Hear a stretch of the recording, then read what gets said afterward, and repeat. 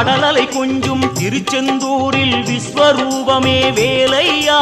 பழமுதி சோலை அறுபடை வீடும் புண்ணிய தரிசனம் முருகையா திருநீர் அணிந்து வரும் போது நெஞ்சில் நிம்மதி பிறக்குது கந்தையா சுகனே சிவனார் மகனே உன்னை பாட பாட சுகமாகுதையா வேல் முருகா அரோகரா அரோகரா வேல் முருகா